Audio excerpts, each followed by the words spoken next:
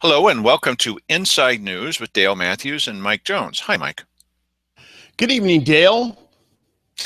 One of the things that occasionally people criticize about this show is they say, well, you repeat things.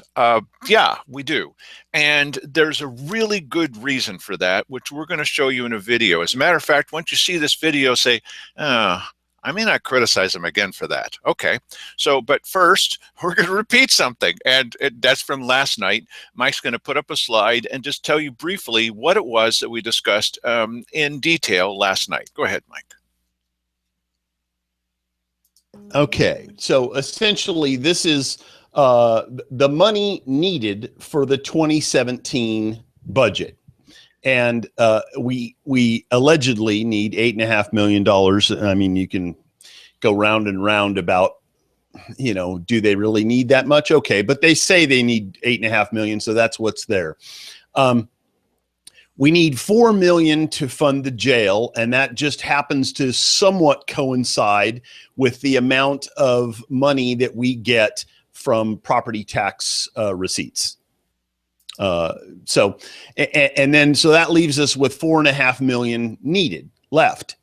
And if you add up the benefits of payment in lieu of taxes, or PILT, the lottery funds, which apparently, I mean, we saw in a video here the other day that they're so discretionary that apparently the commissioners can even use them to bolster their image. And so they could certainly be used for improvement of public safety, because that's economic development, isn't it? Sure, it's just as much economic development as the image bolstering campaign. The ISF, that just is 10% less of what funds the sheriff would be getting that would be taken away from them. So theoretically, they'd be getting 10% more of. Plus, the cable company pays us. It's somewhere around $1 million, isn't it, for a year for the benefit of being able to sell their services in Grants Pass and Josephine County et al. It's less than that, sir. But when you add up all these discretionary funds, they equal $1.5 million. Oh, okay. Well, there you go. So that leaves us with $3 million left needed, a shortfall, if you will. And so we just happen to have, and this depends on who you talk to, but it's $7-8 million, something like that, sitting in the road funds that can be, because of what is it, HB 4170 something or other? Forget the last number. Yeah, they're 9. I think.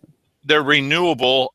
They are renewable every year. We get more money every year. And in 2017, according to the numbers given to us in open public meetings by the commissioners, we'll have $9 million in there. Okay. All right. So essentially, yeah, but the money that goes in there is coming from taxes that you pay on gasoline, essentially. And there has been a law passed in the state of Oregon that allows certain counties, to take money out of there and give that to the sheriff's department for road patrols.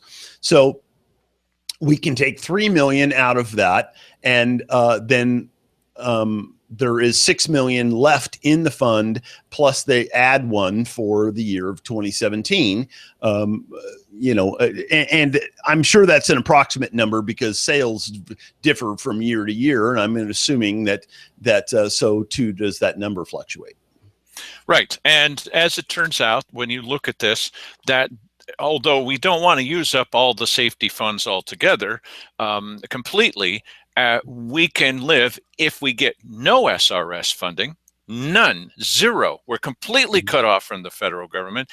And the city of Grants Pass decides they're going to turn their back on us, and they're not going to pay for any jail beds at all. We're completely on our own as a county. We can make it for 4 years. Yeah, 4 years. That's a very important thing that Dale's saying, because the city is going to pay $1 million for the bed contract. They are. And also, we are going to get SRS. Well, we already have SRS money, for the first half of 2017. Yeah, I believe that's the case, or 2016 anyway. That's correct. So the bottom line is that, and listen, the government is going to give us money. It may be less or whatever, but as Dale has already pointed out, if you subtract SRS entirely from this picture, which is not going to be, and you eliminate the city's $1 million lease on the jail beds, you still make it. Okay, so let's see you again, if you don't mind, Mike, because I like it so much.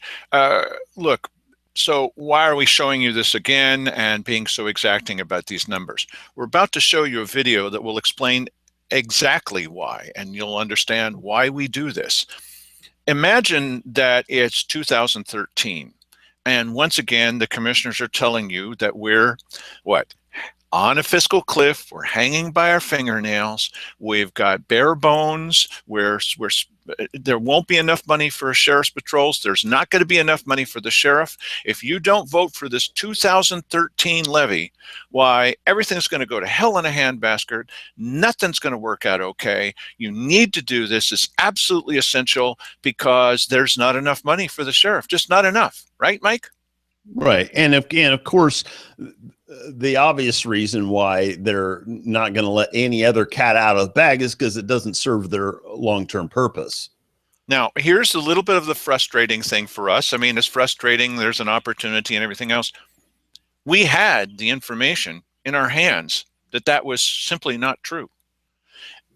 They talked about this in a sparsely attended, a little backroom meeting on the last day of February in 2013, before the levy was up for votes. I think that this video that we're about to show you did have something to do with the defeat of the 2013 levy, but it should have been a lot simpler. Once people had seen this video, they would have said, what the heck, I'm not going to vote for that thing, because they were telling you in the other meetings, especially in the Ann-Basker, that you had to vote for this levy or there would be no sheriff's department. There would be none. And there wasn't any way that things were going to work out all right. So listen to this, and you'll understand why it is that we keep saying things again, because there are a lot of people who did not get this message, did not know this was happening. The person doing the talking is the previous chief financial officer, Rosemary Paget. You've just heard these numbers. Listen very carefully to what she tells the commissioners. Here we go. So what I did on this sheet to give you kind of a picture of the dollars was to show you if we used what we expect to be the projected discretionary monies available after contingency, which is very small, at $400,000, which is not sufficient, and the 10% ISF on the programs, which comes off at fund level. This gives you an idea of how much money they would receive based on either the historical percentage or on the actual percentage. It's the same amount of money, $4.4 million. What column are you on? I'm looking for it here. I'm on the, yeah, the second column, 4.765 thousand. Yeah, found it. And what it would do is it gives them about $347,000 additional monies than what they have this year, which isn't a lot. So it shows you their breakdowns based on the percentages, and compared to what the current budget is with the adjustments. And that's really all it's showing you. It's just so you can get a picture of, we can, with no levy, we'll maintain about the same status as we have right now, which isn't ideal.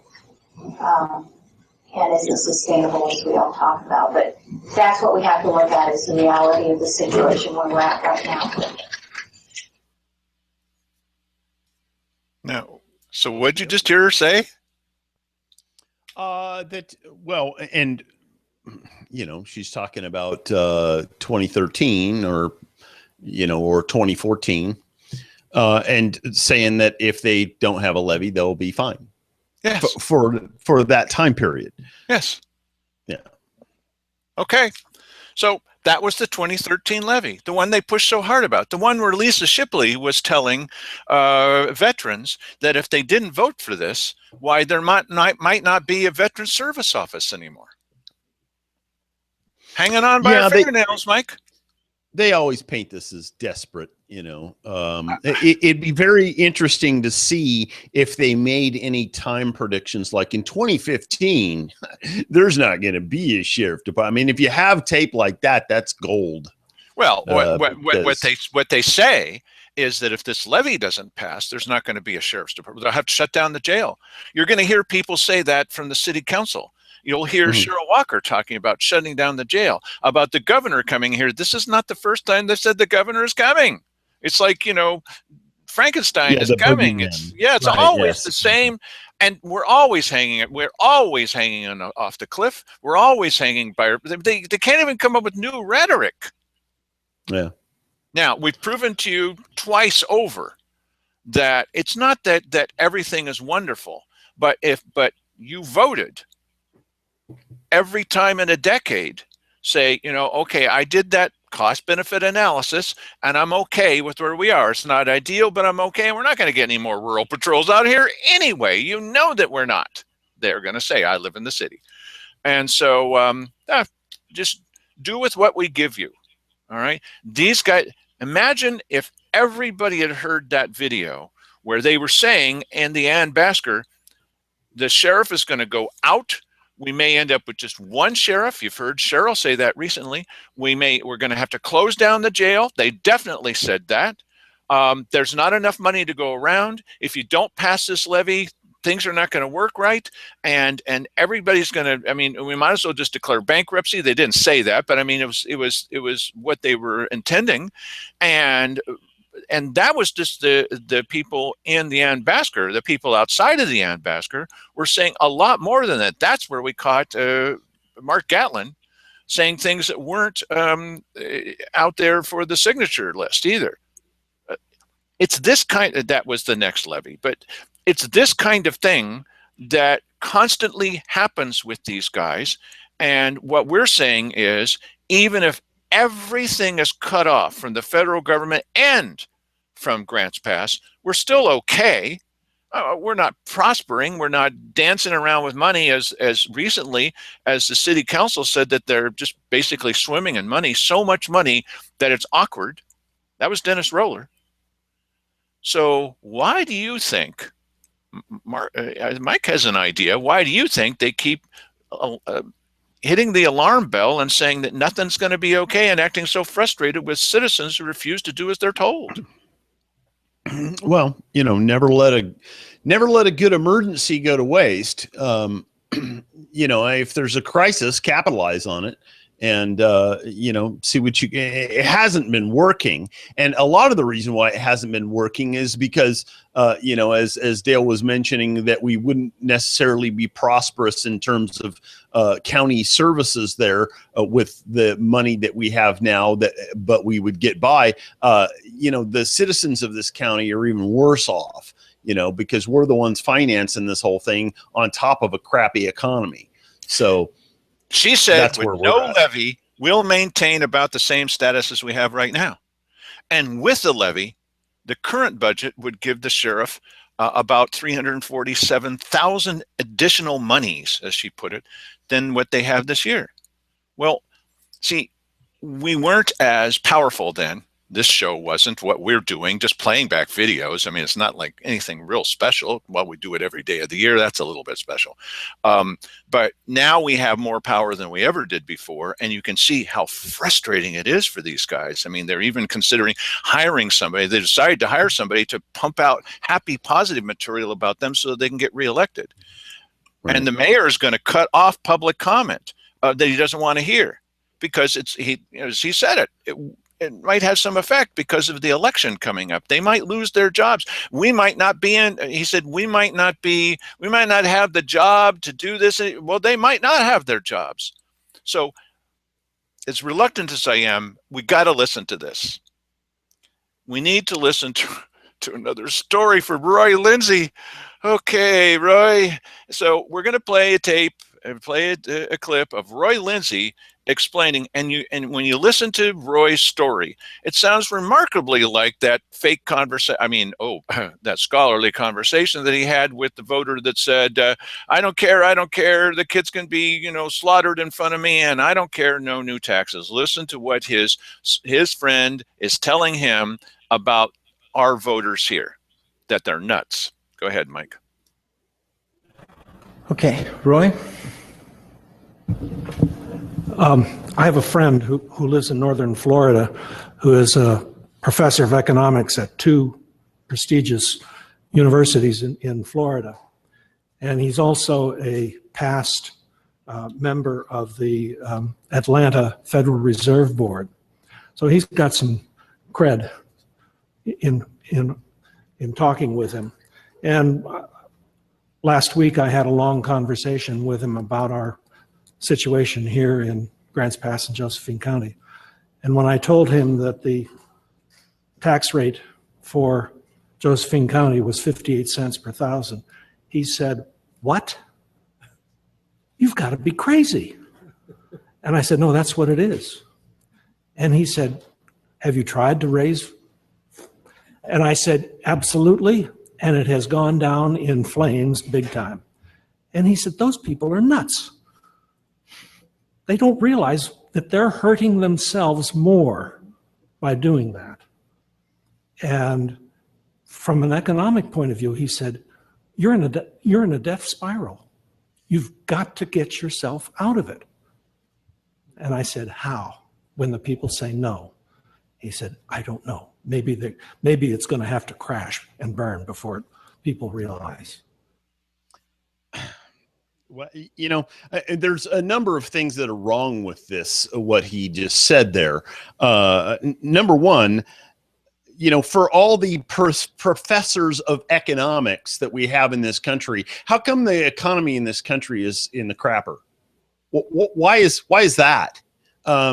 This buddy of his, it somewhat seems as though his buddy is telling him, you just need to tax your people more. You got a real economic problem there. What you need to do is tax your people at a higher rate. Those people are crazy. They're in a death spiral. Well, economies don't get into death spirals because people aren't paying out enough money. Economies get into death spirals because they don't have enough money to pay out. That's what's going on there. Or their governments tax them too highly. If you want extra taxes, how about not hindering the economy? I was going to say do something about making the economy better, but government really doesn't do that. They don't know how to do it. None of them know how to do it. That's generally is rarely, if ever, done by government. So, and what does his friend and Roy Lindsay think about us, the 80% of the voters? What do they think about us? Those people we're crazy. Nuts. Yeah, we're nuts. Yeah. Have you tried to do anything about it? Yeah, we've tried to. I tried to sit him down and explain it to him, here, Roy Lindsay, and it didn't do any good. And I guess there's nothing that we can do. There's nothing we can do, Roy. Get out. Get out, Roy. Well, goodbye. Yeah, what Roy should have done was he should have come out and had that conversation with the voters before they voted for him. And said, "Hey, before they voted for him, yeah, right. Here's what I think of you guys. You guys are crazy, and if you don't pay more taxes, then you're going to go down in a death spiral, down into the toilet, and so vote for me." Did you notice that Cheryl didn't want to do that either? Well, I haven't quite made up my mind until the first day that she was in office. This is why I've been criticized. Really? You've been criticized? Yes, I've been criticized looking at commissioner candidates, not anybody I'm going up against, but looking at them and saying, why won't you commit about what you're going to do about taxes? Well, I'm going to be a little coy about it. And I think maybe I'll sort of let people give them a hint, but maybe not really tell them, if you're not absolutely crystal clear about what your favorite candidate is saying, don't vote for him. Yeah, I'm troubled by the idea that there is no cure but taxes.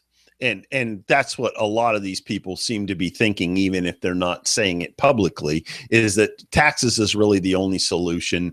And we're just not going to have nothing's going to improve if we don't tax people more. There's got to be a levy. There has to be a higher level of taxation. And listen, I understand if you're working at a job and you don't get a raise for a few years, you're probably going to go, you're going to have a talk with your boss and say, hey, wait a minute. I've been working here. Things are going well. I need a raise from you, or I'm going to, take my business elsewhere. And so that's what these workers are doing. These city workers and county workers are doing. They're saying, boss, you're nuts, and you better give me a raise. That's right. And we're saying no. Out for them? No, it isn't working out well because we're saying no, you're overpaid.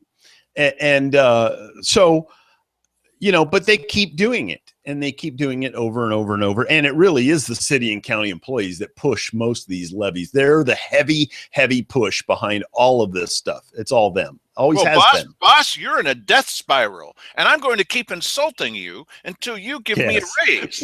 Yes, that's so insane. Why would they be surprised when we said goodbye to them? They seem surprised. Andy Young, I've never seen so many sore winners. I'm over it. I don't want to talk about it. Of course he doesn't want to talk about it anymore. Why? People are criticizing me. And the mayor, wow, we can't have people coming up and we're going to cut off public comment. Really? That's the answer? Instead of listening to people, when they were there and they weren't hearing them, they were saying this and this and this and this. They didn't hear any of that. Now they won't have that risk anymore. No more problem because they're not going to listen to them at all. We see a difference. They weren't listening before. Now you can't even come up and speak because they're going to say, well, let's see. It says here that you're going to talk and criticize us. You're not allowed to speak.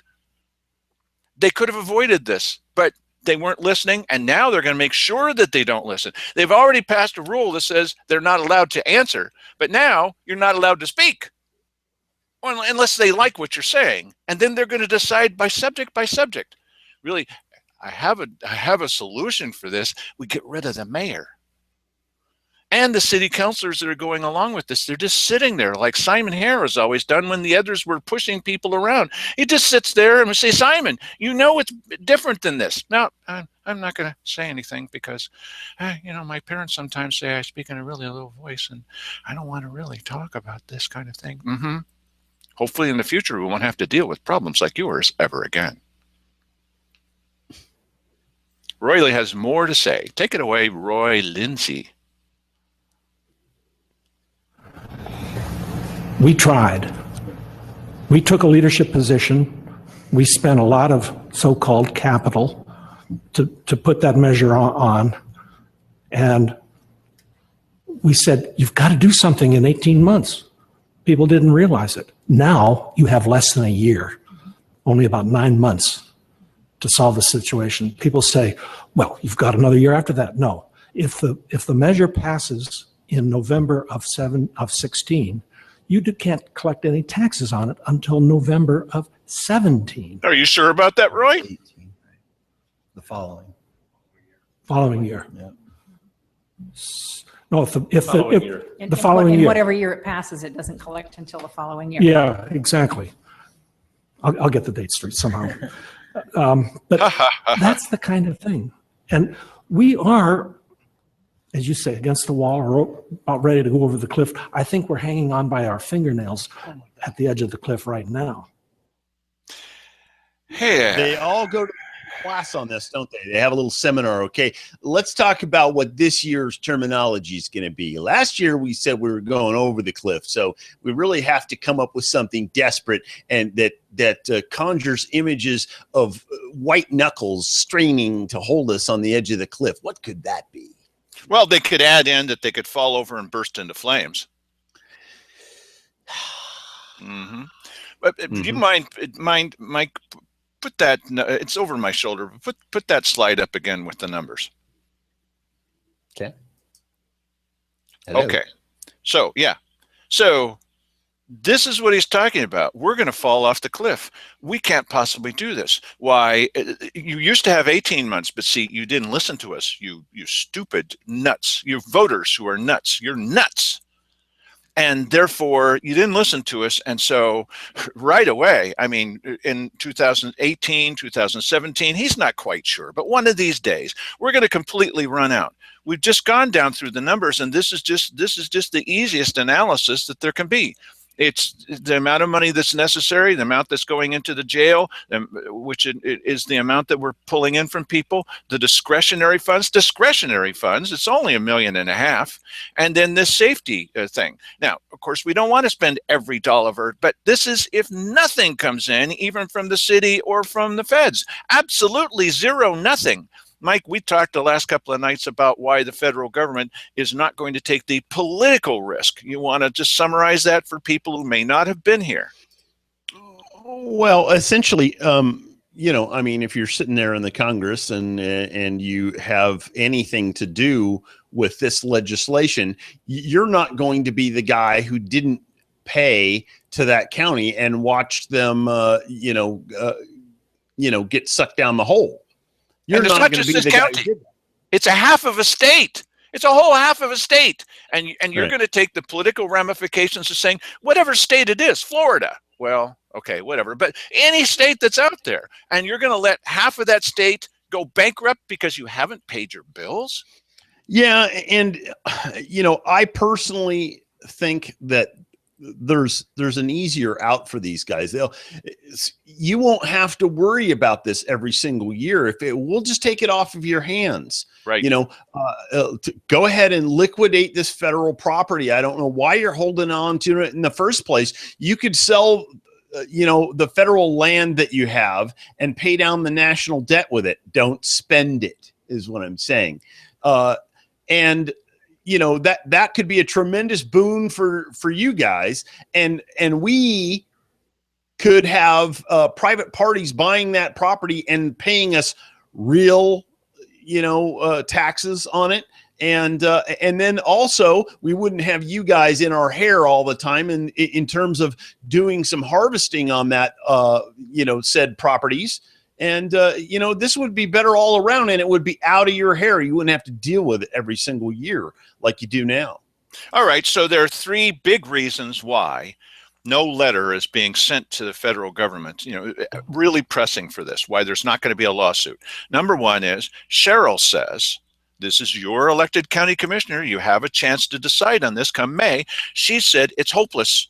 If we go up against the federal government, why, we're going to lose. Nothing's going to be okay in this life. Everything is disaster. Let me be careful about which finger I'm pushing down here. Okay, the next one. The next one is Simon Hare. He wants it all to go through him because he's now the vice president of the Association of ONC Counties. And so since he's there, he wants the ONC counties to take care of all of it. Guess who gets most of the glory? Why, that fellow from Josephine County, this vice president of the ONC counties. Careful now, take this one down. And then Keith says, this is not what you think. This is the one that's left over. Okay, this one. Okay, and Keith, he doesn't have an opinion, really. I mean, he really doesn't say a whole lot about this whatsoever. It's kind of strange that he's an elected county commissioner, but he doesn't really have a strong feeling one way or another. And he'll kind of go with what the others are saying as long as he's awake. Okay, so you're not going to get that kind of leadership out of these guys. That's why Mike and I have suggested first order of business, very first thing at the very first meeting, send a letter off to the federal government. Well, we didn't really send a letter. I mean, but we gave them a tersely worded email that we never sent. Okay, at least we could take that step, but they're not going to do that. Why, Mike? Why would they not want to stop this emergency from continuing to supposedly happen? Well, because of course to them, they've bought into the line that taxes are the only solution. So the solution isn't talking to the federal government, because in their mind, the federal government has already laid the law down to them, and it's no more money for you guys. So, their only solution that they can see is to get more tax money out of you. And they are ideologically, especially Cheryl, ideologically aligned with that idea because, they want us to remain beggars. They want us to remain independent, non-autonomous people. We have to be dependent on, what great things come from government, and we have to obey their rules. And part of that is paying higher and higher and higher taxes. She even takes this very important phrase that people have said many times, and she said, oh, they come up to the podium and they say, this is government of the people, by the people, and for the people. She's even taken that and twisted it around to say, well, if that's the case, then I always say, of course, she never says this, I always say, it's a lie, she doesn't always say it, I've heard her say it. Well, I've heard her say it, but not to people at the podium. But she said it in a weekly business session. I've heard her say it before. Okay. She says that what she tells people is, well, you better pay for it then. Yeah. Okay. So, well, there you go. I've heard her with of the people, by the people, for the people line. And, George Washington and Thomas Jefferson and all of this, they all said this. She has some sort of idea that these people have all said, well, let's tax the people into prosperity. More money. That's right. Exactly. Okay. I think that Roy has a little bit more to say. Let's listen to Roy again. I think it's Roy. I think so. And it seems to me that somehow the voting public has to become aware of and understand that they're the ones that are going to get hurt, not us. I mean, we're going to get hurt too. Oh, yeah. But the public is going to get hurt big time should the jail have to close. Remember, was it 2012 and 13? The businesses in downtown Grants Pass were screaming, please get these transients and these bad people off of our doorsteps that are interfering with our customers and causing customers to leave. This council did something, and the council then rented an additional 30 beds per day. Made a big difference, but that's not enough. You got to be able to prosecute them. You got to be able to carry the process through. And right now, it's not being done. And so people are getting hurt. So people are getting hurt. Yeah, I personally, I don't fall in line behind his thinking there. I think if the police, if we hadn't had such a tolerant attitude toward the homeless around here, and listen, even when you start talking about this, people go, oh, you better not say anything about the homeless. I'll say something about the homeless. You know what? When the homeless aren't respecting the laws, you treat them like everybody else. Okay. If some guy's out defecating on my doorstep, that guy needs to be dealt with. Yes. Okay. Just like anybody else. I couldn't defecate on somebody's doorstep. What do you think they'd do to me? They'd throw me in jail in a heartbeat. So stop treating these transients with political correctness. Now, I'm totally in favor of treating people with compassion. If there's people that you can help, then you help them. But people that don't respond to help and that are only here to take advantage of you, you can them. You get rid of those people and you make them understand you're not welcome here. Is there something written somewhere that says that we have to accommodate people that are destroying our town? Why is that? Doesn't that include county commissioners? Because we want brownie buttons? Doesn't that include county commissioners who are in jail instead of going to meetings? Be serious. I think that this no, yeah, but I'm serious about this topic. Okay. I think different policy, different police policy would be all that it takes to do this. And the police were falling down on their job, and they should have got a reprimand from the city council. They damn well should have, but don't blame that on us. I'm sure in the next breath he's going to say, we helped you out, and then you didn't vote for the sales tax that was going to destroy your business. That's what Daryl Hannum Whoa. says. And we're getting to Daryl Hammond saying that they didn't back him up, that we helped you with your problem. But is it true that that's what happened with these jail beds? Mike and I have many times talked about who it was that indicated to us what really did happen with the jail beds. Mike, play that tape. Oh, is that the next one in line here? Okay. In the 6 months leading up to the jail contract of August 1st, 2013, where the city rented 30 jail beds, or up to 30 jail beds, to house offenders in the city of Grants Pass, we lodged about 1,566 people for crimes, which mean the more serious person-on-person crimes. And my officers issued about 510 or so citations for those things that we couldn't take people to jail for. So I went and looked at the data in the 6 months after we rented those jail beds to see what the outcome was. If you'd asked jail staff and our officers, they'd have said, man, we're running the cars off wheels, taking people to jail. But you know what happened? We actually took less people to jail, and yet we could arrest for anything that we did. 1,300 and so many people went to jail on single offense that committed a crime in the state of Grants Pass, and we only issued 100 citations. So we asked ourselves, well, what happened?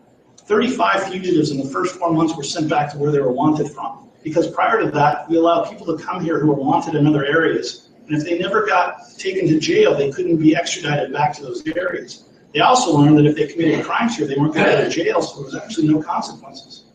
There's a 5 and 95% rule that if you take 5% of the people that are causing 95% of your crime or problems away or to jail or wherever, you're going to create a much safer environment, more so than just the 5% that you're arresting. So Police Chief Landis, I always go ahead, Mike. I always say this whenever I hear this thing. Then what happened to the money?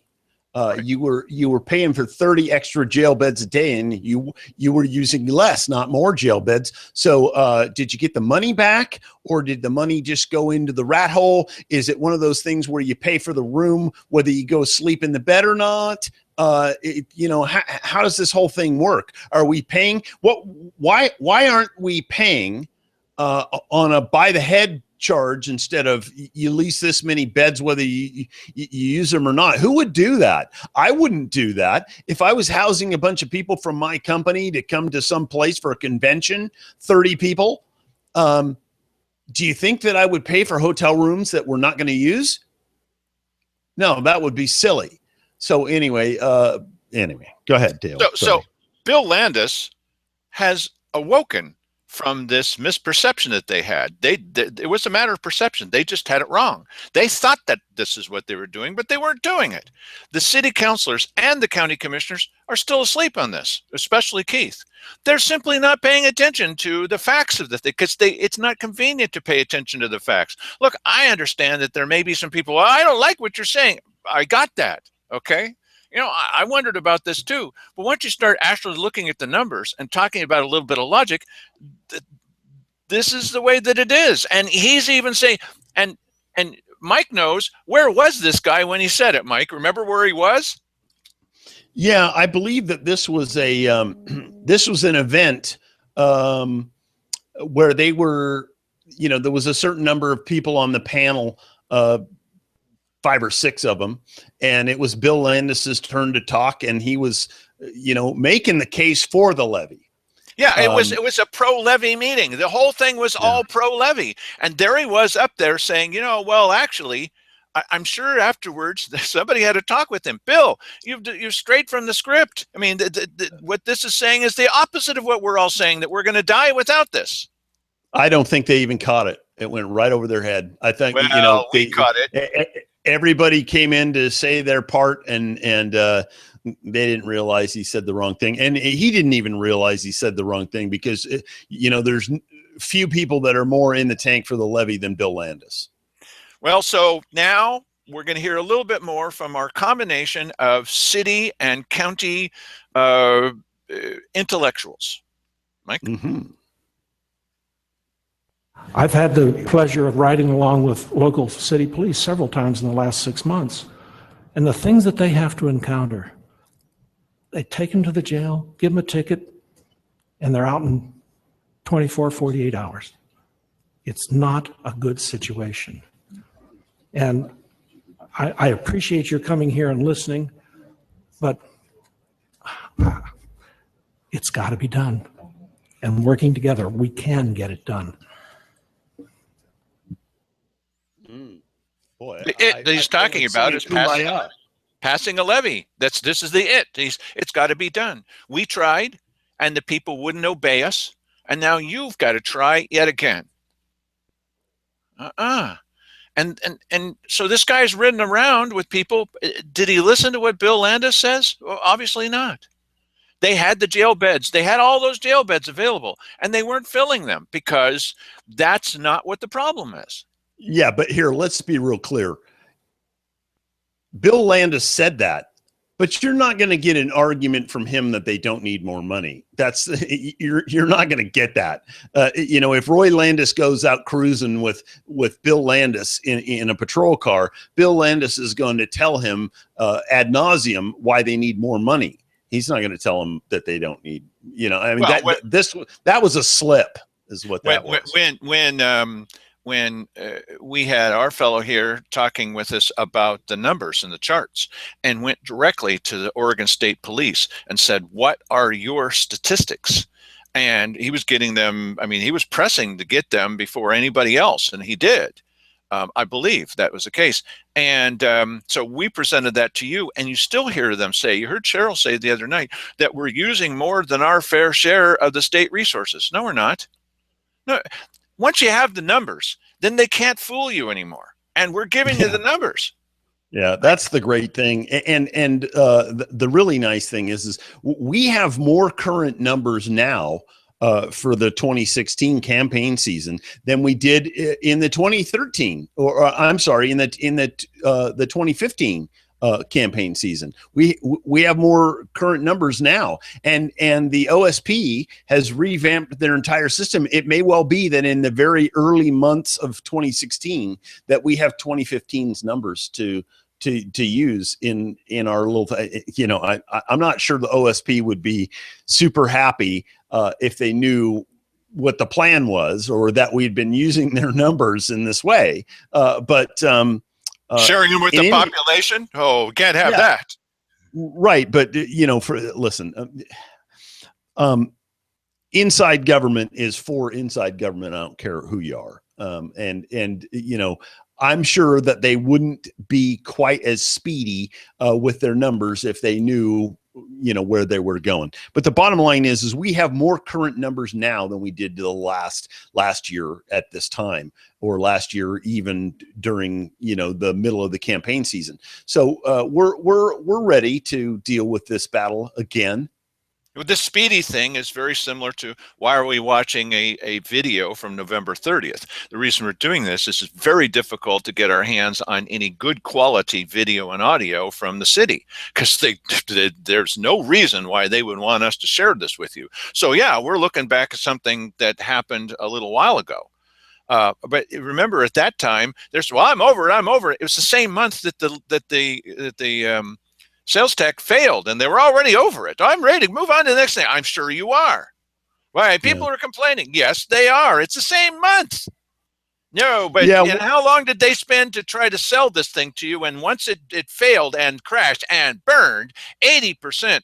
Just one word, please, Mike, about 80% and what that really means in a national election or a local election. What is an 80%, 78% failure rate? And how does that work out in the overall scheme of things? What does that mean? Well, 80% would be a blowout. If you want a word, it would be, let's call it, thermonuclear explosion. Well, those are dictatorship numbers. Those are the kind of numbers that you get when you have a dictator that's running a country and you have a mock election, and anything 80% or above, listen, most elections are decided within 10 points of center. They really are. And so anytime you get outside of that, you're in a total blowout, what some would call a mandate.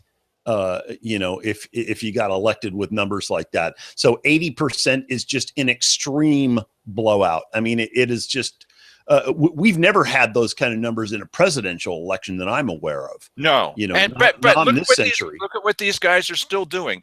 They're still blaming the voters. Well, they just don't understand. Why? They just need to be educated. That's Roy Lindsay. Why? If people only really understood, Roy, you don't think that you did a job, even lying to us, of explaining what was necessary, and we don't want to do that. Yeah, well, you just don't understand. Sure we do. We understand what we don't want, Roy, and you're part of that. Next video, please. Anyone else? Ken? Roy hit on a real good subject there, is about what happened 3 years ago when we implemented the jail bed. Where were those people that we served? Where were those businesses that we served? There you go. When we implemented that saved their businesses. When the sales tax came around, whether it was right or wrong, they all put signs in their windows. They didn't want it. There you go, Mike. That is a fantastic quote. This guy's up for election. Please remember what he just said. Whether it was right or wrong, why didn't they vote for it? Right, exactly. In other words, the business owners were critical of the police department for not doing their job. We got the police department to do their job, and they didn't pay us back by destroying their businesses. What is wrong with those people? Yeah. That's Hannum. This is a guy that's going to be on your ballot. I'm not running against this guy. Boy, I almost wish I wasn't doing any of that stuff. This guy is running for re-election. I think that you ought to look at him and say, brother, you have no idea who the bomb throwers are in this community. You were throwing bombs at our local businesses. You got to get out. You should have voted for this whether it was right or wrong. He really, can you play that again, Mike? It's almost impossible to believe he really said that. Please roll that back a little. This isn't easy. It's not fair to Mike, but I got to see that again. Let's listen to what he says again. Anyone else? Ken? Roy hit on a real good subject there, is about what happened 3 years ago when we implemented the jail bed. Where were those people that we served? Where were those businesses that we served when we implemented that saved their businesses? When the sales tax came around, whether it was right or wrong, they all put signs in their windows. They didn't want it. This is what they're really sore about, because they could always depend on the voters of Grants Pass marching lockstep and giving them everything. They're shocked. They're shocked that the people said no. First of all, that they said no, because when was the last time they said no? Second, that they said no in Cheryl Walker numbers, 80% no. Yeah. Crazy. So who did they appeal to? Who is going to carry the torch forward? Cheryl Walker with her 4 little levies, or maybe Tony Webb's 99-cent levy. Anything. As the mayor said, just put anything on the ballot. We got to put something on the ballot. Yeah. Go ahead, Mike.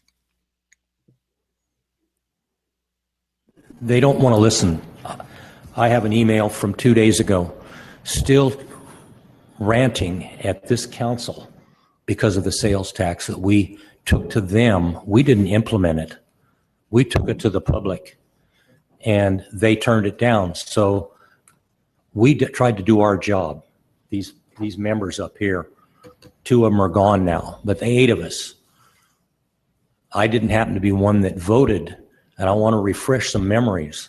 I didn't vote for the sales tax at council level because it was not enough money. I wanted more. Oh, this guy's gone. Goodbye. Thanks for playing. Oh, man. And what do we have for him, Johnny? Why, we've got a lifetime supply of marshmallows. Yeah. Yeah. I'm telling you, this really, in a lot of cases, is a worldview problem, and you have to deal with it on that level. And unfortunately, how much time, how much ability do you have to vet these candidates before, as I've said a number of times before, this show doesn't get to enough people to really have a great deal of influence on people whose first experience with a candidate is inside the pages of the voters pamphlet. I don't know what you do with that. Well, I do know. Okay, if you have a microphone and you don't have it plugged into anything that will amplify it, there's nothing, right? We can put out the energy, but you are the microphone, right? You are the people who talk with your neighbors. They know you. Hopefully they trust you, and you're talking to some young people, right? I mean, we did ask you if you would. You're the ones. We can't reach everybody that you know, but if you talk to them and don't tell them what we've said, tell them what you say. Tell them what your worldview is. Tell them what this guy just said. Tell them what Roy Lindsay is saying. Tell them what Cheryl Walker is saying, right? Tell them what they're actually saying. Tell them the real numbers. When they say, oh, OSP, and tell them the real numbers. We've shared them with you. We go out and we do the research. We do it for free. We hand it to you, and then you do whatever you want to with it, okay? But we're going to try to give you the ammunition. What's a better way of putting that? We're going to try to give you the food to feed the world. That's a little kumbaya. But I mean, the point is, we're going to try to give you the information that you need. You're the one that really needs to share it with your neighbors. You need to talk to people about this, people that you know, people you see at church, people you see at the strip club, people wherever, and talk to them a little bit about what is your perception. That's how this happens. We did contribute in 2013 to that, but not as much as it should have. That should have been a slam dunk. It should have been a blowout based on them saying we didn't need the money. Really, that's the opposite of what they said at the Ann Basker. It was the opposite. Go ahead, play another one, Mike. Commissioner Walker. I'd just like to close with this comment. We frequently hear people that come up and stand at the podiums and say, well, this is government of the people, by the people, and for the people, and you need to do what the people want you to do. So and I always have the response that, well, if it's government of the people, by the people, and for the people better darn well pay for it, because there's no one else that's going to pay for it. Government has no money but for the people. If we're the people's representatives, have the fiduciary responsibility to manage that money for the people, for the services they want. If you're demanding a service, you have to provide the money to pay for the service. So I don't know what the answer is going to be. I believe that people need to come forward with viable answers and say, yep, we want $1.29, or we want $1.42, or we want $1.98, whatever it is. They need to come forward and say we're willing to pay that, so that when I dial 911 and I need help out here, I can get it. And I mean, they want it. They all say they want it, but it translates to a few cents on your tax bill. Yeah, and you know what? That's the one thing that it's clear when all of these people, whenever you hear them say, we haven't heard any solutions from you. What they're saying is you haven't proposed a tax to us. What we want, and there is no solution besides a tax.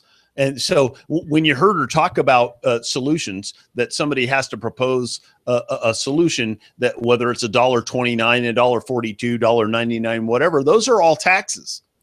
That's yes, I noticed that. Those are the only solutions that they got coming. And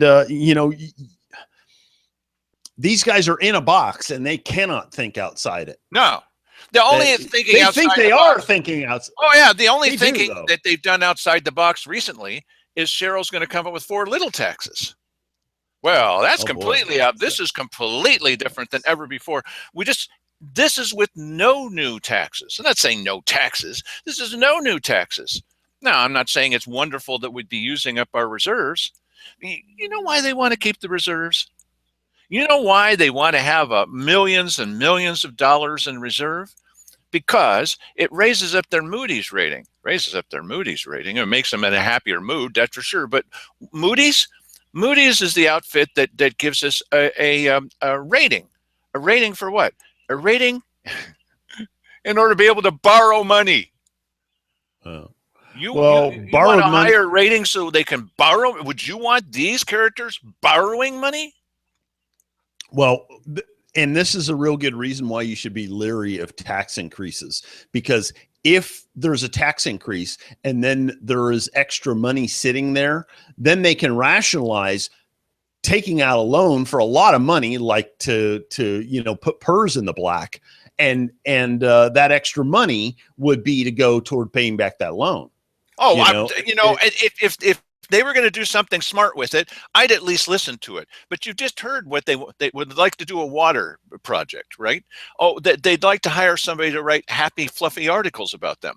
They would like to do manor development. They would like to tear down a building. They would like to, they would like to more plaques on a rock. Why, if we had 1,000 plaques on a rock, we'd have full employment in the entire county. Right. These guys. Can we name, somebody said, well, when are you going to do another show about, a lighthearted look at disaster? I mean, it's not true that everything they do is a disaster, but all their major projects have been disaster. Every one of their major projects has been. The only one that looks like it's half a disaster is tearing down that building, but they still don't have any plan. I went back over some of the stuff, and a year ago, I was explaining to Mike that they'd said in the little back room that they were going to have a meeting to develop a calendar to start talking about what they wanted to do in a draft form in order to, what's going to be next, what to do with that property. Brother, has that happened? I'm listening to them, and every once in a while they'll step forward and say, well, we haven't done anything yet. They tore down the building. Yay, great triumph. But they don't have any plans for that. They don't even have the start. They don't even have a calendar to talk about the possibility of doing a plan. This is not a success. I've got a plan. You put a for sale sign in the front yard of that place, and you list it with a broker, and you move on down the road here. For crying out loud. I mean, this is not rocket science here.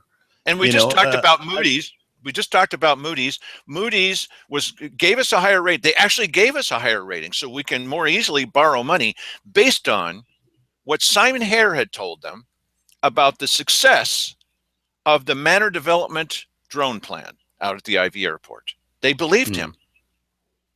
Now, if they'd talked with anybody else, what kind of people are these? If they'd talked with any of us, well, except for the Courier and Cajo, okay, that explains it. Well, it certainly takes Moody's down a few notches in my book if they, didn't go any deeper than I wonder. I mean, they probably still think wonderful things about us because they think that manor development is underway. And I can be sure that the commissioners didn't sit down Moody's and explain to them how we're hanging by our fingernails, that we're on a fiscal cliff, that it's already going to be a disaster and nothing's going to be okay. Well, what this proves is, I'm not saying it's a happy, jolly picture, but it's not fluffy and made up like they want to pay and they want us to pay for. But this indicates we're not on a fiscal cliff. I mean, we could be. We're certainly going to be if we're not careful about what we do in May with the primary. But what this indicates is, do you feel they're acting like it's an emergency? When we go to each meeting, are they, let's start off every meeting talking about the emergency. They don't talk about it at all. What emergency? It's going to be an emergency again as soon as we get closer to a vote. And then suddenly this emergency is going to come roaring back, buddy. Oh, a few weeks here, they'll be, freaking out and talking about how desperate things are and all that. Okay, so we're not desperate. We are supplying you with some of the facts. And if you think we're full of beans, maybe we are. And you can indicate to us what to do about that, because Mike's going to put up an email address where you can send us a letter or email explaining how we're full of beans. Okay, all right. But at least we're putting it out there. And what we're asking you to do is start a dialogue with your family, with people that you know, relatives, neighbors, etc., and say, okay, here's what I heard. Now, you're going to get people, well, you can't do this and you can't do that. We're already doing it. So all these numbers come directly from the commissioners. And everything that we've said here is stuff that we're already doing. These discretionary funds, we're already doing it. So if everything is a disaster, we're still going to be okay. We're not hanging off a fiscal cliff. The only thing that's happening is we're getting a constant regurgitation of the same deals. Oh, well, you know, I talked with the economics professor and he says that your voters are nuts. No, we're not. Mike, you want to bring us on home here, bud? Yeah, I've got nothing really to add to that. I concur. Thank you, Mike.